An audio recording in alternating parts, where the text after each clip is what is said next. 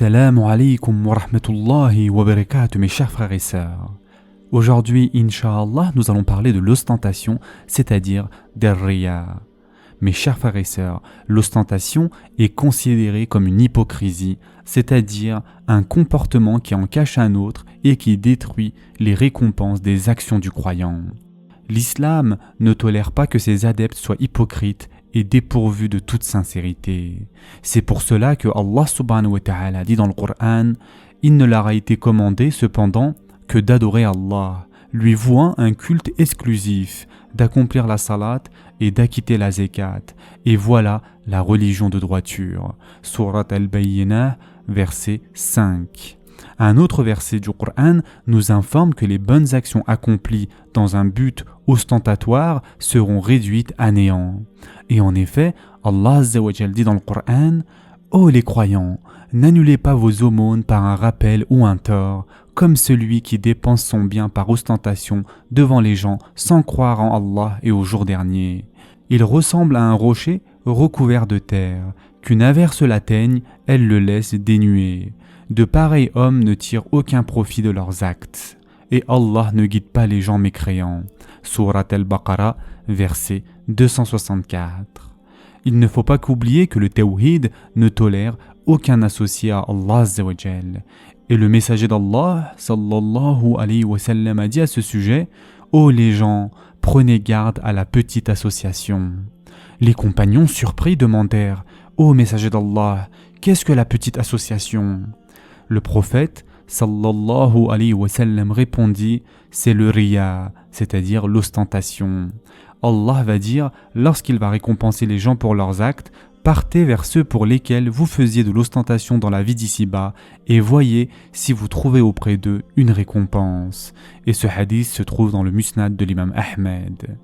Ce hadith, mes chers frères et sœurs, nous montre que l'ostentation peut mener jusqu'à l'associationnisme, c'est-à-dire le shirk, ce qui est un fait grave en islam.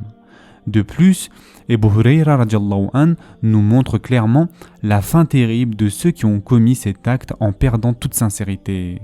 En effet, Abu Hurayra radiallahu anh rapporte du messager d'Allah, sallallahu alayhi wa sallam: le premier homme à rendre des comptes le jour de la résurrection est un homme tombé en martyr. On l'amènera et Allah lui fera voir les faveurs qu'il lui a accordées et cet homme les reconnaîtra. Allah Azza wa Jal dira: comment as-tu usé de ces bienfaits? L'homme dira: j'ai combattu pour toi jusqu'à ce que je sois tué en martyr. Allah Azza wa Jal dira: tu mens. Tu n'as combattu que pour qu'on dise à ton sujet: il est courageux, et c'est ce qu'on a dit. Alors il sera donné aux anges de le faire traîner par le visage jusqu'à ce qu'il soit jeté en enfer. Puis viendra un homme qui a étudié la science religieuse, qui l'a enseignée et qui récitait le Coran.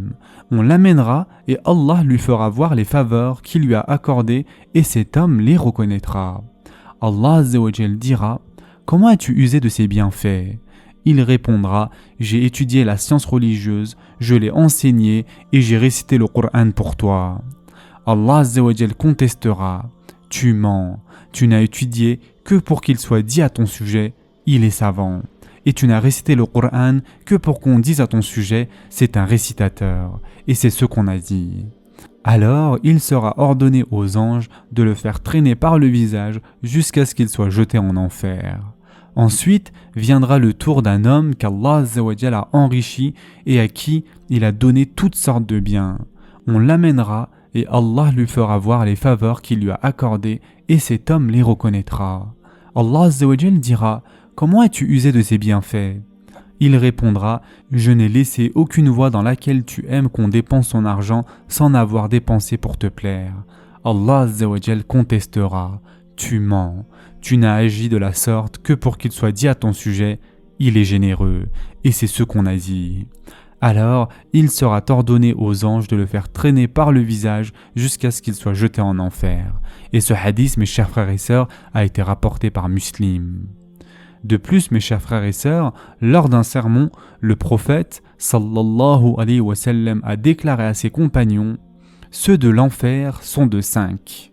Les faibles qui n'utilisent pas leur raison pour éviter le mal, les insouciants qui poursuivent tout indépendamment du fait que ce soit bien ou mal, et qui ne se soucient pas de leur famille ou leurs biens, les malhonnêtes dont la cupidité ne peut pas être dissimulée même dans le cas de choses mineures, celui qui vous trahit matin et soir sur vos biens et personnes à chaque occasion. Il fit également mention de l'avare et du menteur et de celui qui a l'habitude de maltraiter les gens et d'avoir un langage obscène et grossier.